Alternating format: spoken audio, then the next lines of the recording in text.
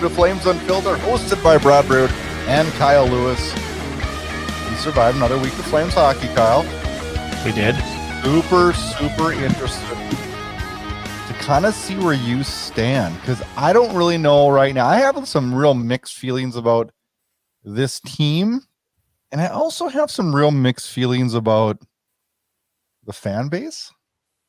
Careful. Those are our listeners. Be careful. There's two sides, though. We gotta talk. Oh, yeah. First thing I wanted to do is I wanted to give you a little bit of a hard time. You didn't want to re-sign Matthew Phillips now, did you? Or pick him up on waivers? Oh, he would have been a great. Well, I'm gonna go to a couple Wranglers games next week. He would have been a good pickup for the Wranglers. Yeah. But I want to fill our Wranglers roster with guys that we see. Is this crazy to think? Like, I'm super happy the Wranglers are good, and I think it's important that they're good, right? Because that teaches a winning culture. But yeah, like, I would almost be okay though if they like struggled a little bit, but had some guys that maybe they're maybe a little bit more long shots that are progressing more. Like, I don't know. I mean by what I'm saying there. That's well, you need that mix to have a winning AHL team. You got to have some pro veterans that are AHL level, and I think those guys are important to teach, to lead, right? Yeah. I kind of contradicted myself there, but when I saw he went on waivers, I thought of you right away, because me and you go back and forth on this all the time and give each other a hard time. Oh yeah, absolutely. I mean, especially when he scored his first career goal against the Flames. Well, how fitting is that, though? Right? Like, it was so frustrating, but so fitting. We should put money in Vegas on that. Like, Monahan comes back and gets a hat trick in the first period, and it's like, it just happens, I think Jankowski came back in his first game and scored 2, didn't he? Nystrom had a hat trick against the Flames. That's right, he did, didn't he? It's like, yeah. Did you see the octopus get thrown on the ice? Yes, I saw the fucking octopus. So how does that happen? I don't know. It's just it's gross. It's so gross. Who carry that in a cooler? Well, they don't let you bring a cooler into the rink. Well, no, you get to the rink with the cooler and you leave the cooler in the car and you bring the octopus inside. I know, but where do you put that? Under your jersey?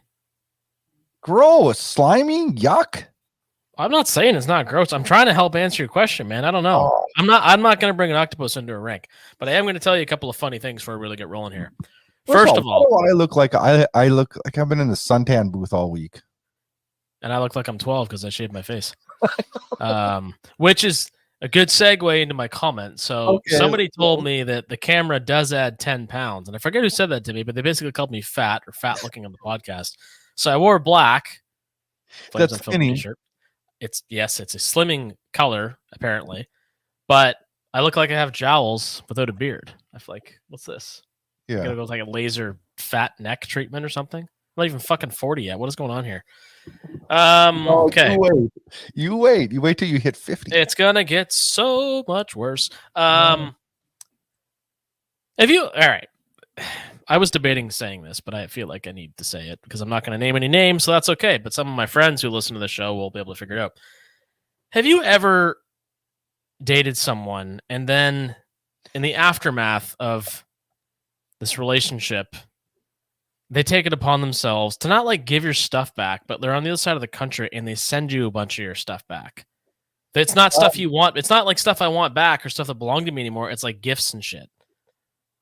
I look at that. Okay, yes, it has happened to me a long time ago. I look at it as such a childish.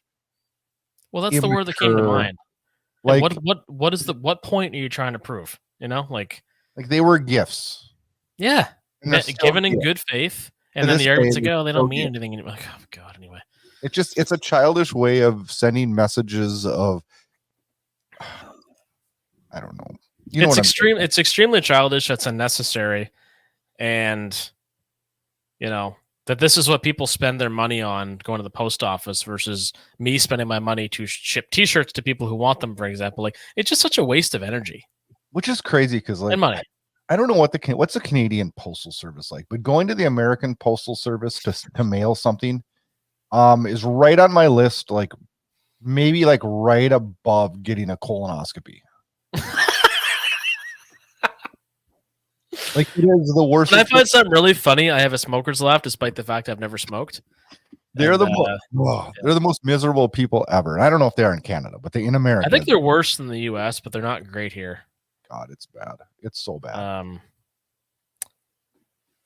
Anyway, yeah, we're off to a great start here. Well, let's get the funny. Try to we can't just do hockey talk, although there's some really good stuff to talk about. Oh, yeah. So this has been battered around a bit. Maybe this is a good place to start, if I may. Are you getting sick of all the trade talk and trade rumors? Are you been bathing in it? How you feeling? It's funny. I was driving somewhere the other day, and I can't remember what if I was listening to Fan 960 or Barn Burner or what. No, it was Fan 960, and they were like, I'm sure Craig Conroy will be happy when the 8th of March is over.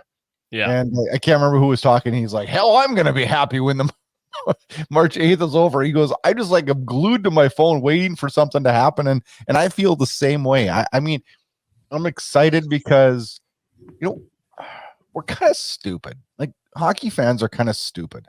I have a great direction to take this in when you're done, but I'm gonna please continue.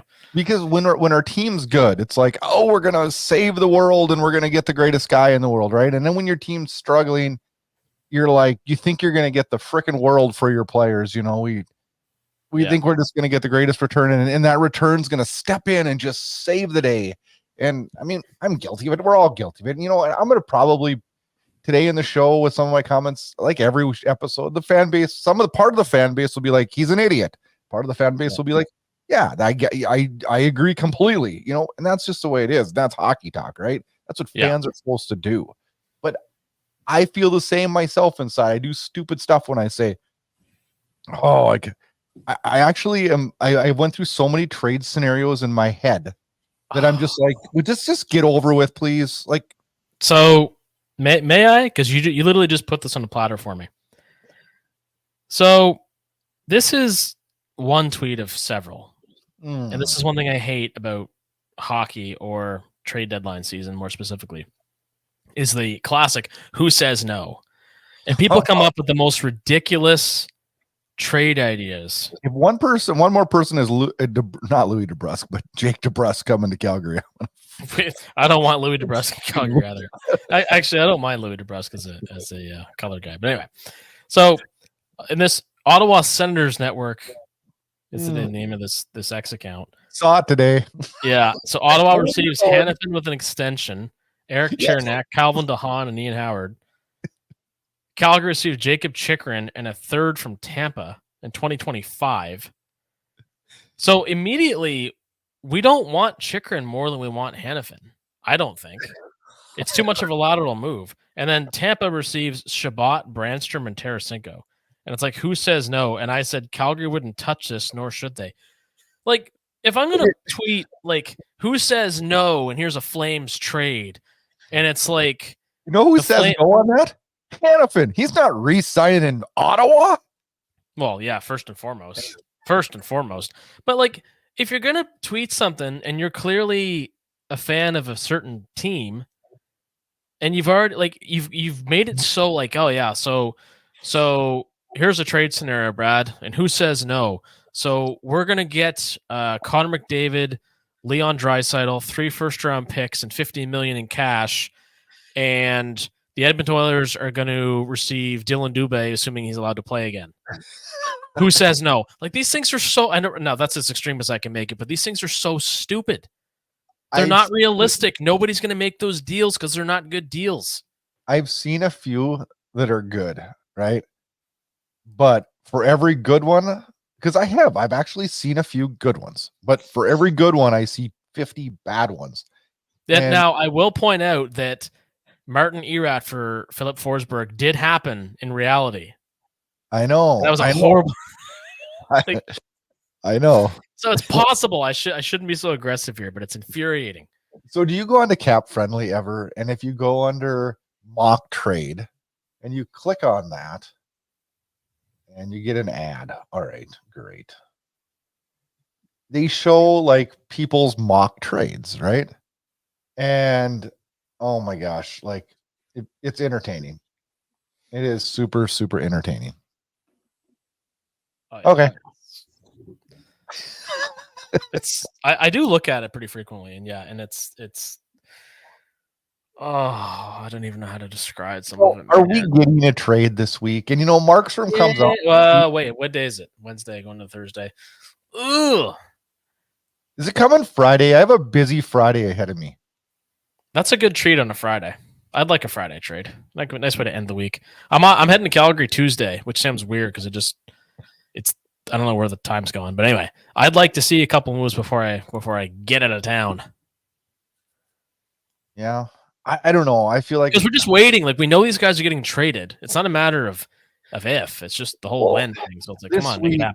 This week, Friedman reported that Hannafin is going to market or not signing in Calgary, I guess. Which means he's being traded. Yep. It means he's being traded. And I think I know what team he's going to. And I'm going to sound crazy because, yes, I'm making predictions. But I believe this USA thing is a real deal with Hannafin. And I believe he wants to play for a US-based team. Mm-hmm. And I think he is going to be in Boston or Tampa Bay. I do. Now, those would be logical destinations. We can reasonably expect it's going to be an Eastern team, Mm-hmm. Similar, I would say, to Johnny Gaudreau, going to the Eastern Seaboard or thereabouts. He's more, I guess, close to the Midwest, but still Eastern Conference. It would be weird to me, for him to get traded to the States and wind up in maybe not LA, not divisional necessarily, but I can't see Hannafin wanting to be on the West Coast. No, I don't either. Speaking what? Sorry, what? Gaudreau hasn't scored in 16 games. Is that not weird? That's wild. I didn't know that. I saw a thing today. He hasn't scored in 16 games.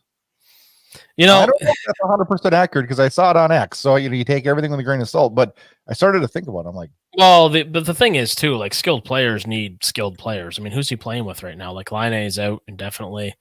I know, but boy, that just seems like an excuse, though.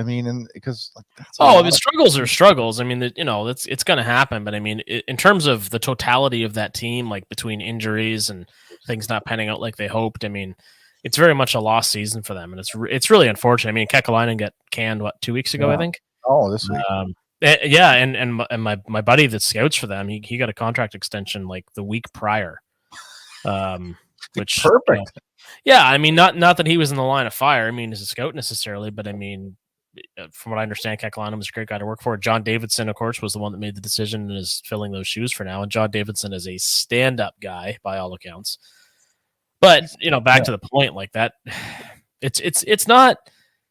How do I say that? Columbus fans are really passionate, and it's a beautiful city. And I'd really like to see them have some success, a la knocking off Tampa like they did a few years ago in the playoffs.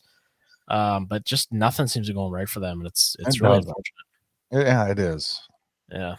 Is the Markstrom trade rumors dead, or are we still gonna kick that? Well, they kind of kicked up again because Vanacek got hurt in Jersey, right? He went on the IR, I think. Well, Vanacek, it was heated up because he wasn't playing very good to start with. But the reason I was wondering if it was going to heat up again because Gibson went out injured, and I know he was one of the big goalie trade baits out there. Yeah. So does that elevate the Markstrom thing? And I know I went down this road last week, and I spoke my piece on I think it would be a mistake. But then we get Wolf in this week, and did not look good at all. And it was one game. Yeah, he looks small. He is small, but he looked small, right? He did. That's okay. It wasn't that we lost. And it wasn't that he let in some bad goals. You nailed it on the head.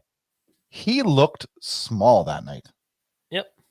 And I look at his stats, and he's only played 7 games. 7 games is not a fair sample size. And I am not writing Dustin Wolf off at all. But all I'm doing is saying, buyer beware. We can't hand him the keys. He's got to earn the keys, and he's earned it every other level. Yep. To the utmost. And do I think he can do it? I really do. But that night scared me, and then I started looking at his stats from the other games, and it's like, okay, was he good in any of those games?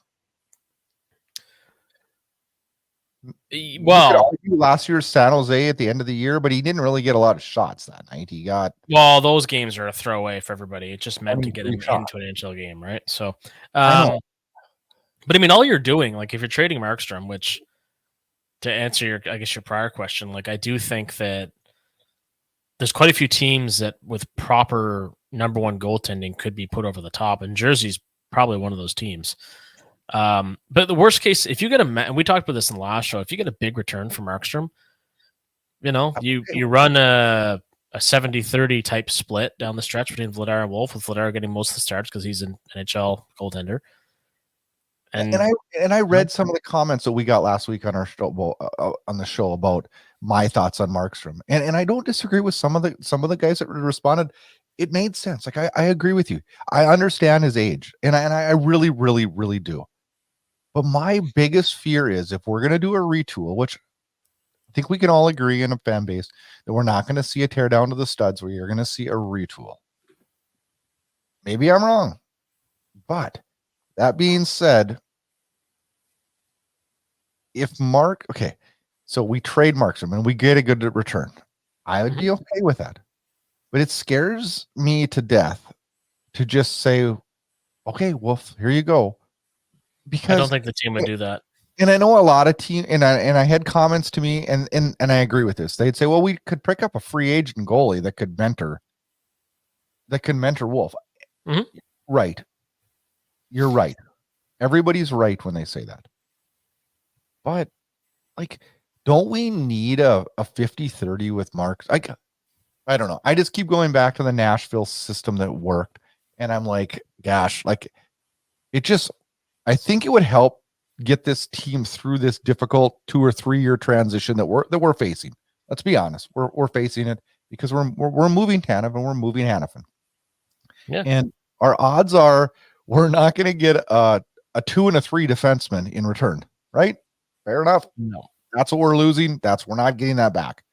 It's going to hurt our team. I'm very interested to see how we're young, right? We're okay. People say we want to get young. I think we're young now. Are we not young right now? Well, relatively. How much younger can we get? Like I pull up our depth chart. Like really, how much younger could we get?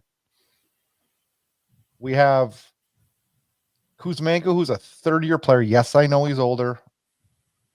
Okay, Majapani, Backlund, Coleman have all been there. Kadri's been there, but Pospisil's young. Serengovich is young. Zari's young. Dewar's young. I mean, Pelche's young. Weegar and Anderson, for the most part, are young. Shillington would be young. Like, how much younger can we get? Well, you mean we've got a few pieces like Markstrom that could be moved, Tanev that will be moved, Hanifin that will be moved. Possibly a guy like Coleman. We're going to get younger, at least a little bit. But you're not going to get a shitload younger because we're already close to that, right? But Kadri and Huberdeau really bump up the average age of this team a fair bit. But I think we can all agree that maybe we'd want to move those contracts, but they're impossible to move, right? Yeah, they are, and you do need good veterans around your team too. Like you really do. Like that's just the way it is. But back to the discussion of possibly adding somebody in the summer, presumably. I kind of think of a guy like Cam Talbot, who was kind of signed to be a number one at the time when he was with the Flames, but was really always more of a 1A or B type player. I can see that happening. Yeah, really good. It was very good. He's a great goaltender. And if we, and if we got a really good return for Markstrom, and we were able to sign Talbot, I'm happy. Sure, I'm happy. But I just worry that we're overvaluing Markstrom to the rest of the league. I don't know if we are, because right now, like in the last 6 weeks, his value is tremendously high, save for a couple spotty performances. So what would we get? A first, absolutely. An A-level prospect. And probably a roster player. I think and so. For a team, I think, the goaltending market's really fickle. Like really fickle. It always has been. I don't think anybody's gotten that for a goalie in a long time. I don't know that for a fact, but I just find there's a lot of teams, like I said, that really could use a goaltender to put them over the top. But the bone of contention again could be salary retention. Well, I checked on that. We have to retain all the years. So Yeah. I don't know that we'd want to do that, would we? No, I'd rather keep him. Me That's too. what we That's done last time. Yeah. You need a goaltender. So, and we basically just agreed that, I mean, and rightfully so, like you wouldn't dare throw a Wolf into that role right now. But another year, like let's talk trade deadline next year, trading Markstrom. If things aren't rosy and Wolf has been the backup. probably makes sense, right? Probably. I mean, on paper right now, it does make sense. But paper and reality are not the same thing, as we all well know. So stay tuned. Do you like how I've had to try to self-justify my insecurities from last week, getting a little heat for some of my comments? So I'm trying to justify why I said what I said. You like that? Yeah, I do. Yeah, make everybody. Nothing's off limits here. We're nothing if not self-aware. Yeah, well, you're not going to make everybody happy with your opinions, right? I mean, we all would do different things. If we all got handed the keys of this team, like we'd all make different decisions, every single one of us, and that doesn't mean we're right or wrong. I just want to take the safest road possible, and I don't think trading Jacob. I think we should also the safest road, Pospisil. What we should be saying. Oh gosh, I love that guy. We all do. Do you agree with these comments about him needing to reel it in? Hell no. I knew you'd say that. Look what happened when Matthew Tkachuk reeled it in. Wow. He reeled it right to shittiness, right? Remember the Toronto game when he got the puck flipped to him? Yeah. And then he reeled it in? He sucked. I love when you get indignant. It's such a light switch with you. It's great. But yes, I remember that, and I don't disagree at all. I really don't. Segue to sucking. Let's talk power play. Oh, it's so disappointing. So what do we do? Like, I understand Savard. Well, number one, what do you think? Okay, let me ask you, what's the number one thing that you would do to fix the power play? Because I know what I would do. What? Such derision. I would put the NHL's leading goal scorer amongst defensemen on the first fucking unit. Are you kidding me? How has this not been a thing yet? Stop laughing and start helping. Explain this to me. I don't get it. You know what? Okay, and you're probably gonna think I'm stupid. Okay, I already think that. So don't worry. Power plays that are built. I know. Power plays that are built though, where you're hoping your defensemen score. Like they're gonna score on the power play, right? Because of tips and stuff. But if you're basing your power play on that, you're not going to be very successful. We're not basing it on it. He's just good at putting the puck in that. Just put him up. What's the worst? Okay, all right, let's play it this way. What's going to happen? Is it going to be worse? We're going to go from 28th to 29th? Say it ain't so. So, like, I've defended, like, the whole system in that we don't have a lot of super talent, but we do. Like, we have cadre. We don't have bad players. I mean, we got adding Kuzmenko was a big help to the power play. He's the kind of skill that this team's super disappointing lately, hasn't he? Well, he's had a rough few games, but I mean, he's very skilled. I know, but that's what the MO is on him. Mm-hmm. Now, do you flip him by the deadline? Do you think? No, I wait because I feel like there's a gem in there. He's my new Adam Rosiska. What do you mean he's your new? You bitched about Rosiska all the time. What are you talking about? I know, but I bitched about him all the time. But I felt like he had something in him that would just come out one day and we'd have a 30-goal score, right? So we're gonna go back to relationship analogies. You want to talk about potential? I'm gonna not go back down that road, but that's funny because I didn't know you felt that way for as long as you did because there was so much frustration and ire. We never use that word in this podcast, but so much ire towards him. It bothers me when I see a player and I'm looking at him, going, he's big. He can skate. He's got hands. Got a good release. Yep. Stick handle's good in difficult situations, but he's fucking lazy. Has he done anything in Arizona? I saw he played at least one game so far. I don't know. Let's look. They've been terrible of late too, man. Oh, friggin' they be bad. They're trying to be bad. I don't know. Oh man. Anyway, but I know what you're saying. I mean, I'm looking. You keep talking. I'm looking him up here now. You got me wondering. I'm not going to give that one Adam Rosiska, that's for sure. But hey, the whole power play thing, yeah. So I'm disappointed with how it's gone this year. I do think, as you mentioned, the lack of skill has been a major problem.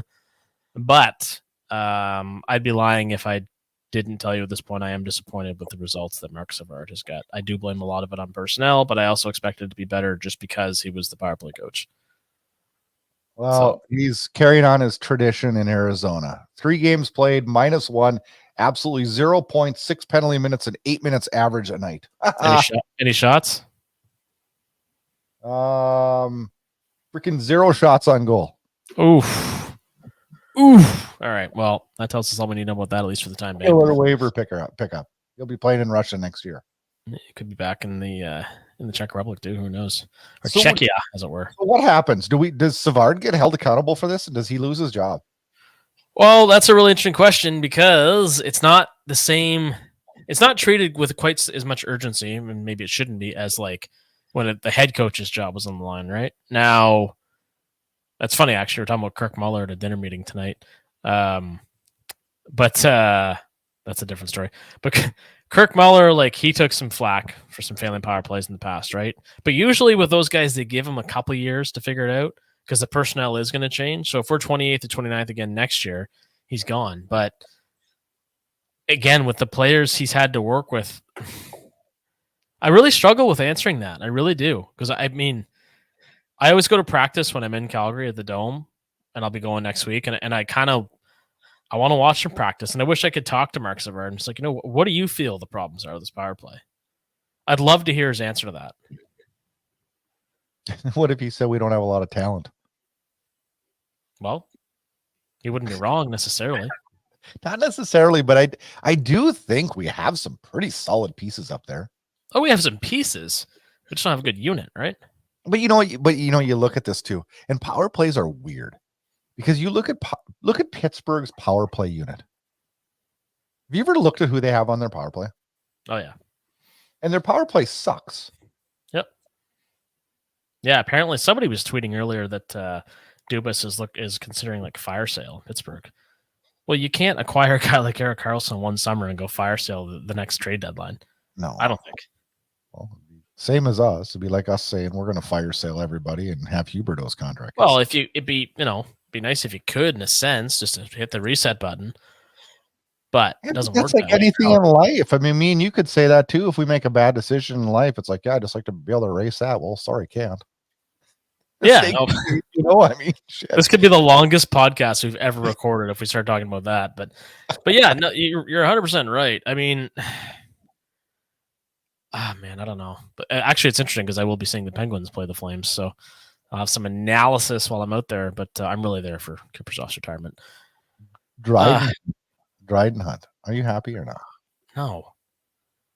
I thought you were going to say, what did Dryden Hunt ever do to you? I don't even. I kind of wanted the kid to do good, but I'd like him to as well. But I mean, I don't know. There's better recalls, I think. I feel kind of bad, actually, just to switch a little bit here, but Cole Schwindt, I really had more hopes for him when we were acquired from Florida. I remember Tree Living saying he was kind of the dark horse in the trade. We can't write him off, can we? How many games does he have in the American League? Not that many, I don't think, does he? No, not a ton, but I don't know. He's been around, been pro for a few years now. I'm not convinced he's going to be anything. Well, how would you say if I said that about Jacob Pelche? Well, I'd be mad. That was my captain here. I know. I'm not saying that. You shut your whore mouth. Well, we all get gut feelings. I mean, yeah, and I could be dead wrong. It's happened many, many times. Cole Schwindt has played. You know what? He's played 100 and something. That's a decent sample size. 180 games in the American Hockey League. Yeah, I'm there. Does he look like he needs to fill out a little bit? Yeah, a little bit, I'd say.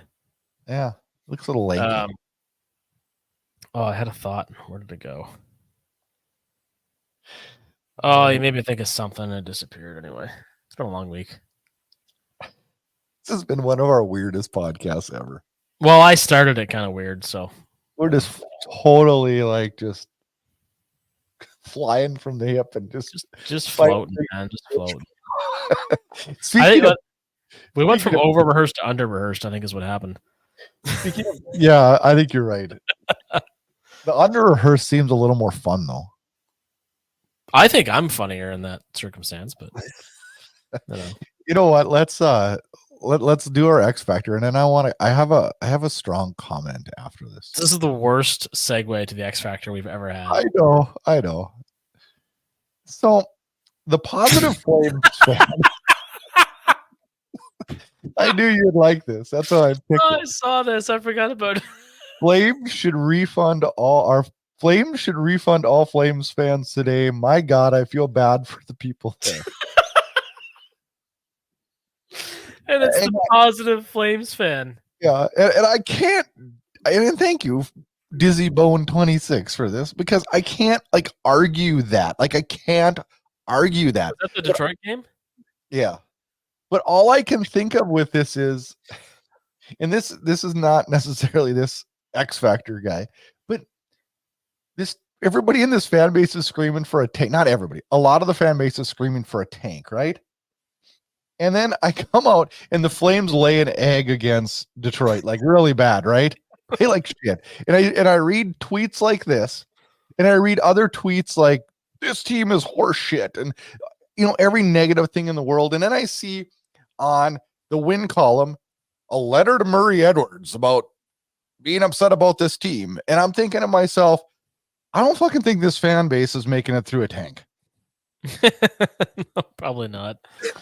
I didn't read that. I didn't read that. Did James Johnson write that? I didn't look to see who wrote it. I forget now, and I don't want to say it was James if it wasn't, but I just saw a little bit of it, and I'm not knocking the letter. Everybody has their opinion, man. We all do. If that, but I always sit and I don't know. Maybe I'm just super paranoid. But I'm always like, don't piss an owner off. He'll leave. I freaking want this team here. Don't. I think he's pretty immune to that type of stuff. I'm going to bring up a wrestling analogy. It's like Tony Khan, whose father owns the Jacksonville Jaguars. So Tony Khan owns AEW, All Elite Wrestling. And he gets baited into social media arguments all the time when he holds press conferences and he complains about the WWE and it's really childish shit you just need to stay out of. And I think Murray Edwards knows what the internet's like and doesn't really give a shit. And I think so too. And you have to, if you're going to own a pro sports franchise, you're going to have to be like that. It's kind of like what I said last week with these media personalities, blocking people left, right, and center. It's like, you signed up for this. Same thing if you own a pro sports team. Even if you live in London, England for tax evasion purposes, let's not call it tax purposes. Let's call it what it is. Tax evasion purposes, like Murray Edwards does. You got to have thick skin. Yeah. So I don't have a problem with him. Well, Craig Conroy's done everything he said he was going to do, so clearly he has some, control in his job. Why do we always think when things go haywire, it's the owner's fault? I don't get it, man. How about we point fingers at the players? Well, the players, and I think we had incompetent management at certain times too. And I think every franchise goes through ups and downs of incompetence, right? And let's just hope that things get better, right? And there's a lot of hope. And you tweeted about it the other day that there's really a lot to be positive about. Yeah, I did. That's right. I did tweet that. It wasn't in the oxymoronical way. You were drinking, but no, I haven't drank this week. Actually, maybe that's my problem. But we do. We talked about it on the last couple episodes. We actually really do there's fun stuff, man. Pospisil and Zari have been really fun. Coronado's going to be fun. What if those got? What if? Think about how crappy things would be if Pospisil and Zari didn't pan out this year. Really crappy. Really crappy, right? Yeah, and who thought those two guys? We all thought Coronado, right? Yeah. Oh. Have you seen the videos of Jamie McLennan talking about Mickey Kiprusoff? Yes. Have you read the book? What book? Have you read his book? McLennan's? Yes. No. I'm gonna order it though. Best seat in the house. Did you order that rat book that I sent you? Yep. Good. Best seat in the house. Oh, by the way, why is it so hard to find? We should be getting our Flames book in the mail soon too, shouldn't we? The draft picks one. That's in March, right? Yeah, who wrote that again? I forgot I ordered that. Ender did, didn't he? It was man, I buy way too much shit online. Oh, on the clock. Ryan Penner. Are you sure? No, maybe I'm wrong. I don't know. I can't remember. I ordered it right away. Ryan books. Ryan, it's Ryan Pike. And it was Ryan Pike. There. Oh, I'm sorry. Yeah. Oh man, there's going to be some stories in that. This McLennan book is obviously didn't do great because it's not easy to find. You buy it. It's my favorite book I've ever read. I'm trying to buy it, Brad. I can't fucking find it on Amazon. Do I need to send you mine? Maybe. Do I just send you my Stephen Piercy of Rat book? Because I will. Okay. All right. We're going to have a little book exchange. Didn't they used to do that like in school years ago? Like we saw a couple of ladies having coffee here. I'll trade you this book for this book. You know what that means? Means I gotta go to the fucking post office again, dude. I've had a bad week. I can't go this week. I told a friend of mine that I thought I was pretty funny tonight, but you might have surpassed me. Let's check the old eBay for Jamie McLennan's book. $12. Cool. $29 in shipping. No. It's good. I guarantee. Okay, you know what I'm gonna do when I'm at the Dome next weekend? I'm just gonna go find Jamie McLennan and say, "Hey man, can I have a copy of your book?" And he's gonna be like, "Sure, there's some in the trunk of my car. $5, please." That or you need to stop at a secondhand store in Calgary. Oh shit. They'll have it. I guarantee they'll have it. I'm searching for this book pretty hard right now. Anyway, just it's my favorite direction. I'm not gonna give a bunch away about it, but the gummy bear story in it is a fucking classic. I was laying in bed, my wife was sleeping, and I was laughing my ass off. She was getting pretty pissed. Oh, Ian Mendez helped write this book? It's called Best Seat in the House. Did you find it? Yes, I found it. I can't afford. Well, I can afford it, but it's a ridiculous amount of money. Jamie McLennan and Ian Mendez, forwards by Jerome McGill and Roberto Luongo. Yeah. Does he talk about getting suspended against Detroit in the playoffs? Yes, tells the story. There's two different covers. What? Yeah, there's a white jersey and a red jersey one. Oh, which one do I order? I'm getting anxious. I can't look at this right now. And then the story, the mascot story in Toronto. Okay, I'm gonna have to get this book. Damn it, Brad. What are the Flames book? Okay, let's talk about Flames books for a minute because Ryan Pikes is a pretty, and that's very cool for Ryan. I'm gonna plug this book a lot.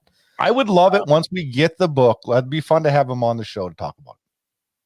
Yeah, absolutely. Speaking of books, so HarperCollins, this has nothing to do with the Flames. This is big news in my world. All right. HarperCollins on their website has listed a book. I think it's called Brothers, and it's by Alex Van Halen. And Alex Van Halen is like Van Halen, obviously. He's basically a recluse, and his brother passed away, who was his best friend on the planet back on October 6th, 2020. And he's actually releasing a book next fall. And for Van Halen fans, that is so exciting. So I'm a big book guy. You know the rat book that you sent me the picture? Yes. Like I like to read, but with doing podcasts and updating the webpage and doing everything and working and having 3 kids and a wife and everything, I struggle sometimes where I'll get into bed and I'm going to read and then I'm asleep in like 4 seconds. Oh yeah. So I ordered the Rat book just because I have to have that. It's my favorite band. But I noticed that it's available on audiobook and I'm half tempted to listen to it too. Who narrates it? I don't know. I haven't heard it. I haven't played the sample yet. You should. I'm curious. Hey, have you read Brian Burke's book? Yeah, a buddy of mine that had his knee replaced. He borrowed it from me like 2 years ago. And you haven't got it back, right? No, and it's the last book that I have outstanding with somebody right now. My buddy that scouts the Blue Jackets took me 3 years to get my Gary Bettman book back, which is a great read by The Instigator. Yeah, Jonathan Gatehouse. Yeah, good, fantastic book. read. Yeah, but my buddy Mike has my Brian Burke book, and I figured when he had his knee replaced because he can't do fucking anything else, he'd actually read the book. Yeah, and I think he told me he's going to finish it like Friday. That Friday was 2 weeks ago. I've taken this guy lunch every week since his knee surgery, and he won't finish my damn book. Kick him in the knee. That is so cruel. You know what? He's one of my closest friends, and I've known him most of my life actually. And yeah, we play hockey together, and he's missing out the rest of the season because of his knee replacement. But man, did he ever need it? So he can keep my Burke book a little while longer. I love the guy to death. If you do want, like in the off season, if you want some entertainment, download the audiobook. Brian Burke does it, and it is good. Oh, it'll be funny. I read it, then I listened to the audiobook, and it's good. A guy that I know, my buddy James, he ran into when Brookie was with the Leafs, I believe. He ran into him in the concourse at what was then known as the Air Canada Center. He saw Brian Burke. He's like, "Hey, Burke." He's like, "Can I get a picture?" He's like, "Only if you can keep up with me." So he has to like walk beside Burke trying to take this photo, right? He like trips him and falls. Oh man. Man, that guy's so good for hockey. Like some of these personalities that are aging out, I was so pissed when he got hired in Pittsburgh because I wanted him on the radio and I wanted him on TV. Like I don't like him in a position where he can't talk. The league needs him talking. Yeah, he's very, very good for hockey. And I mean, he gave a lot of credit in that book to Lou Lamoriello, I remember, and that was pretty cool too. It's always nice to know where you came from and who helped you get there. Right? I heard an interview with Lou Lamoriello last week on the NHL radio, and he was talking very highly of Brian Burke too. So I mean, like I think that's a mutual relationship that's so on respect. Let's just have a little look, and I feel like we looked this up before, but Lamoriello, he's going to be 82 this year. Yeah, he doesn't look like it. Doesn't act like it either. He's born on Rhode Island. That's kind of cool. Yeah. I didn't know that. You know where he went to school? If I keep reading this out. They went to Providence, didn't they? Didn't him and Burke both go to Providence and Lou Lamoriello? Yeah, Providence College, yeah. That is correct. Also, I don't know why this made me think of it. Let's talk about your buddy that scored his first NHL goal. Let's do it. Yeah, Mason Morelli. I mean, I've been friends with the family forever. Here's a good story.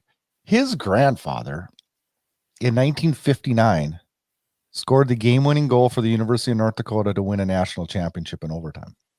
Cool. And so he's a hero in the state still. Mason's dad, Mason's dad, Matt, has two brothers, Pat and Mike. I've been friends with them all I played hockey with them all. Real good guys. But Matt played hockey for the University of North Dakota. And then Mason went on and played high school hockey here. And then he went and played a year of junior hockey in Minot, and then went on to the Fargo Force of the United States Hockey League. And then went on to University of or in Omaha, Nebraska, and played NCHC Division I hockey. And then from there went to the Stockton Heat. Wow. Played 2 years for the Stockton Heat, and then went to the Hershey Bears and won a Calder Cup there last year. And now signed with a two-way deal with Vegas in the off season. And been playing in Henderson, and got the call on Saturday afternoon. And family took off, I believe, Sunday or Monday they took off, or Sunday they took off down to San Jose, and he gets a goal and assist in his first game. Last night they played again in Vegas, and he actually had penalty kill and power play time. So figure that one out. Was up on the second line with Stevenson and Stone. So I don't know where it goes. Mason's 28. The thing that's really cool about it is he's a very, very, very down-to-earth kid and a really good kid. And he's not a kid anymore. He's 28. But his little brother played hockey with my son, and just a good family. It's fun to see. And coming from a town my size in North Dakota, it's a pretty big deal. It's a pretty big deal. Well, it's pretty cool because, as you may recall, Lucas Cormier also he's with Henderson Silver Knights. So he's from San Marie de Kent, which is 40 minutes from here. And a guy that I work with, Claude, is a very, very good friend of his family. So it's just kind of neat how you and I are on, two different countries, two different parts of our respective countries. And we have connections to two guys who both made their debut with the same pro team this year, and each recorded a point. Yeah, it's kind of exciting and interesting. And I had a chuckle last night. I told my wife, I said, geez, I'm going to send Mason the bill. He shot a hockey puck through my garage about 15 years ago. Send him the bill. Yeah, you should be able to afford it now for sure. Yeah, no, it's all good. It was it's fun to see him do well, because he's a quiet kid and has worked his ass off. And no doubt, yeah. good to see a good-hearted kid get rewarded. So we'll see how long he stays up, and we'll go. Hey, he's got stories for life, no matter what happens from here, right? Like that's the thing. I mean, you're talking about the pinnacle of professional hockey. I mean, the stuff we all dream of as kids, and even still as adults. It's pretty awesome. So, yeah. And I was thinking about this the other day and talking to some friends about it. Like, I like that with this podcast, we've really kind of thrown some of the scripts out and redone things where there's two of us doing it. We get to talk about stuff just outside of the Flames, about life, about other hockey things. And I don't know, it makes the discussions a lot more fluid, and I think it's kind of led to our increased viewership and listenership in the last little while. Like, I think so. It's kind of a mixed bag, and it's a lot of fun. Some good laughs. The Flames performances aren't fun. This is fun. But you know what? Like, I liked your take earlier this week when you said, 5-0 to Detroit aside, like we probably aren't in as bad a position as we really could be. So probably a lot to be thankful for, and a lot of fun ahead in Calgary. You're heading there this week, and you're gonna have a great time with the Kippersoft thing, and you're gonna have to with my dad too. My dad's never been to Western Canada, so he's gonna see the Rockies the first time in his life, and awesome.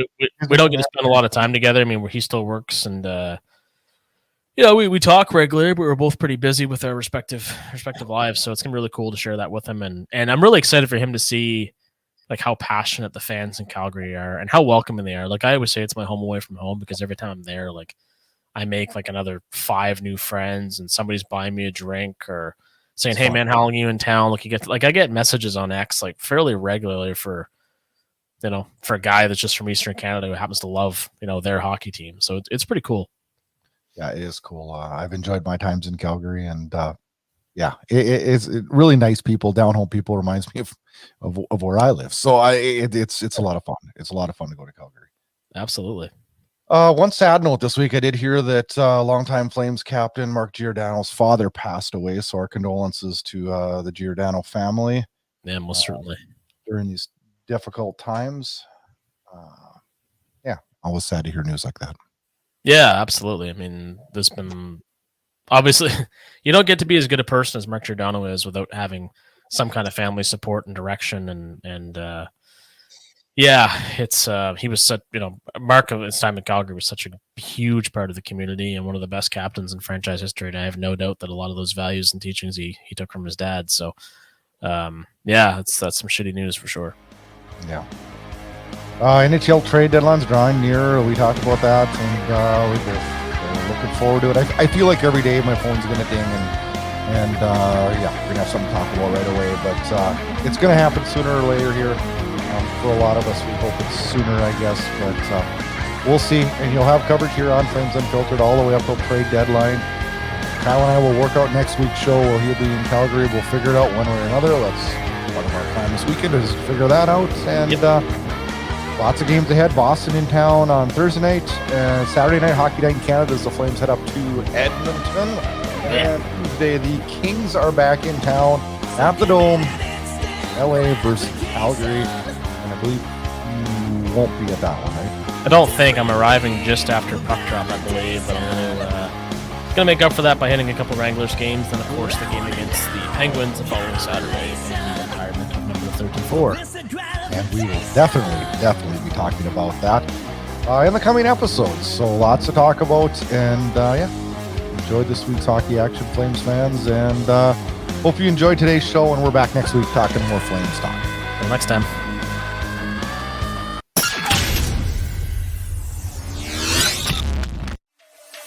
Thanks for listening to Flames Unfiltered with Brad Burud and Kyle Lewis, your source for unfiltered Calgary Flames hockey talk. Keep it locked on FlamesUnfiltered.ca. Subscribe where you get all your podcasts to never miss an episode. Flames hockey talk every week, presented by Inside Edge Hockey Media Group.